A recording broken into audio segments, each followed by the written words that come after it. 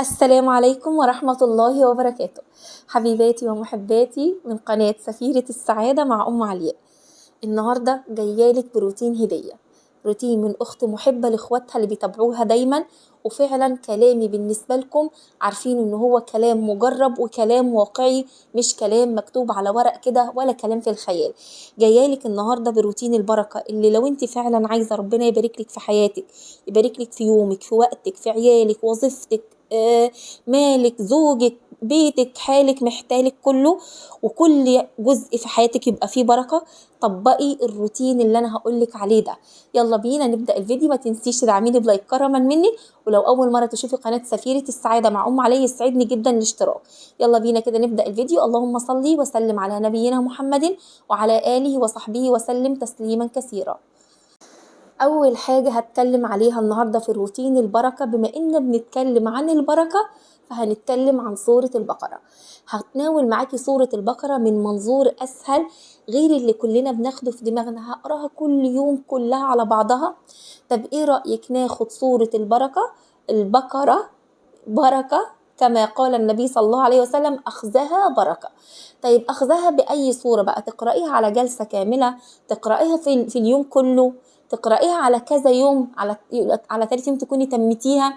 المهم ان احنا كل يوم هيكون لينا قاعدة مع سورة البقرة، هاخد منها صفحتين 3 4 5، بس في نفس الوقت مش هكون هجرة لباقي القرآن. فأنا ليا كل يوم ميعاد ووقت كده بجلس فيه للقرآن، لسورة البقرة والورد القرآن. يعني أنا على تمام الشهر أقل شيء أكون ختمت ختمة قرآن، وعلى 3 أيام أقل حاجة أكون ختمت سورة البقرة. جربي اللي هقولك عليه ده من أخت محبة، وشوفي البركة اللي هتكون في كل جزء في حياتك. والله لو جاتلك أعوذ بالله ربنا يعفو عني وعنكم جميعا ابتلاءات ومصائب الدنيا، هتعدي عليكي هوا. وهو ده اليقين اللي ربنا بيحطه في قلب المؤمن، اللي يكون قريب بقراءة القرآن وبالذكر ويكون قريب من الله عز وجل. لما حتى حصل له ابتلاء بيعدي عليه بسهولة وبيتقبله وبيكون فيه رضا في قلبه فعلا. فأول حاجة حبايبي، عشان يكتر الرزق في حياتنا ويكون فيه بركة للي في حياتنا، يعني ممكن يبقى انت مرتبك او حياتك او بيتك متواضع او حياتك عادية جدا، ولكن من البركة اللي فيها كل الناس بتسأل عن السعادة اللي بيشوفوها في حياتك، عن ازاي بتكملي الشهر، عن ازاي انك انت عايشة وبتكملي يومك. والناس تستغرب، ده انا مرتبك ده انا اصرفه في اسبوع، ازاي بتكملي بيه شهر؟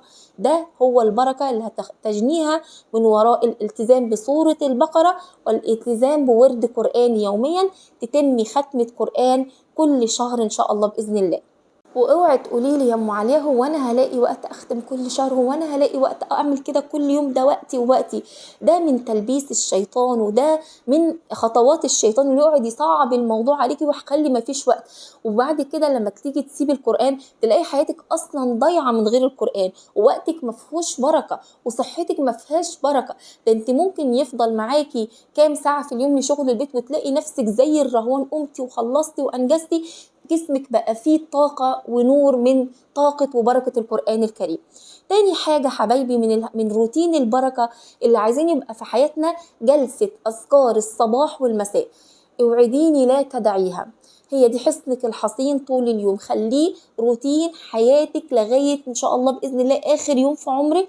ده حاجة كده أنا ما بسيبهاش. أذكار الصباح بقولها بعد الفجر، وأذكار المساء بقولها بعد صلاة العصر، أو قبل المغرب بساعة بنص ساعة. بقعد كده جلسة هادية، افصل من الحياه اليوميه وافصل من الروتين اليومي، واقعد مع نفسي واجلس على المصلى او اقعد في مكان هادي في بلكونه ابص كده للطبيعه واتامل واتدبر، علشان التشوش بتاع اليوم والضغوط اليوميه حتى تقل عندك. وتقولي اذكار المساء.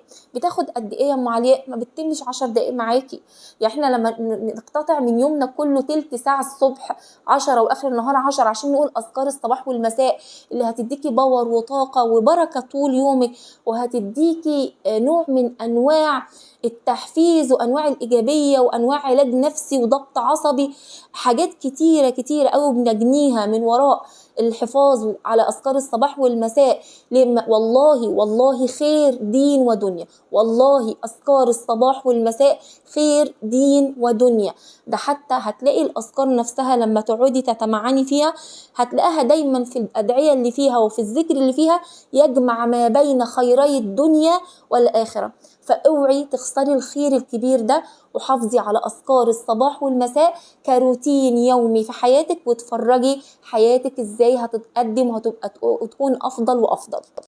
تالت حاجة لازم تعمليها يوميا في حياتك ومش هتاخد منك وقت خالص، بل هتلاقي قوة في جسدك عجيبة وبركة في بيتك وولادك، وهتلاقي حياتك ما فيهاش النكد والمشاكل والعصبية والغم والهم ده، بسبب انك كل يوم لمدة 3 دقايق بس رقية شرعية.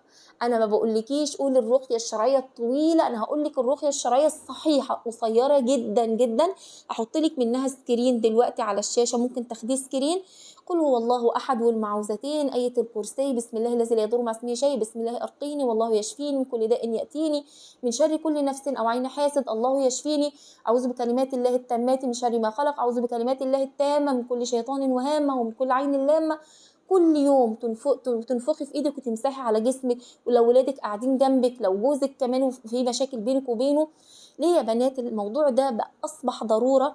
احنا عايشين في زمن، وعايشين في زمن الانفتاح وفي زمن السوشيال ميديا. ده حتى لو انت ما عندكيش منصة او ما عندكيش صفحة فيس او يوتيوب او بتعرضي حياتك، هتلاقي نفسك عملت حالة الواتس، مش عارفة رحتي فين النهاردة، كتبتي على الصفحة صور ولادك مش عارفة هم رايحين فين وجايين منين.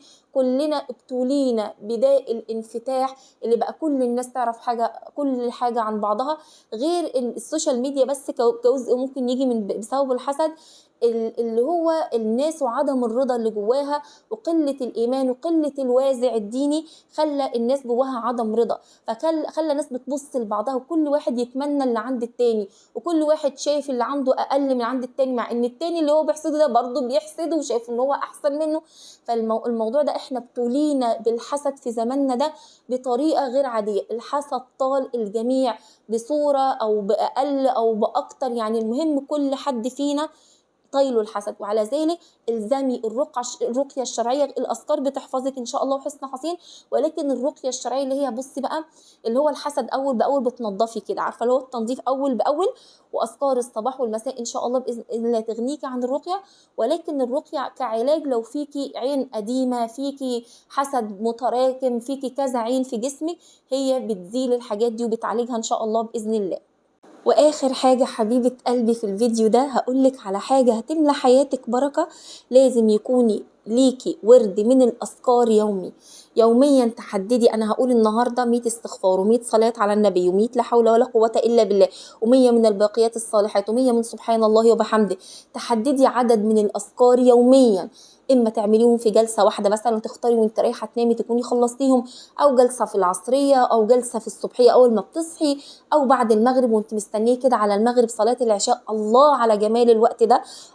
الله يا بنات في جمال لما تصلي المغرب وتقعدي على المصلى، تقعدي تذكري وتقعدي تقولي اذكار، تقراي ورد القرآن لغاية لما العشاء تأذن، لان الوقت قصير جدا ما بين المغرب وما بين العشاء. ديننا والإسلام فيه حاجات تانية كتير كتير لو التزمتي بيها هتلاقي بركة كبيرة أوي في حياتك. اخترتلك حاجات مهمة و4 حاجات تقدري كست بيت في عز مسؤولياتك تقدري تحافظي عليها. اوعي الشيطان يضحك عليكي، اوعي يقولك أنا هلاقي وقت من ده كله اللي فيه يعني وقت أعمله فين. ولكن صدقيني أصلا هي دي الحاجات اللي هتجيبلك الوقت والبركة. الشيطان بيعكس عليكي الأحوال والحقائق، الحقيقة إن ده اللي هيعملك بركة. ابدأي دايما وتوكلي على الله واطلبي من الله عز وجل انه يعينك في طريق التغيير وطريق البداية الجديدة وطريق انك تبدأي حياة صح. وقولي اللهم اعني على ذكرك وشكرك وحسن عبادتك. دايما استعيني بالله في بداية التغيير، ودايما جاهدي نفسك الأمارة بالسوء عشان تعيشي حياة صح دين ودنيا. لغاية هنا انتهت حلقات النهاردة من سفيرة السعادة مع أم علياء. ما تنسيش اللايك والاشتراك في القناة، والسلام عليكم ورحمة الله.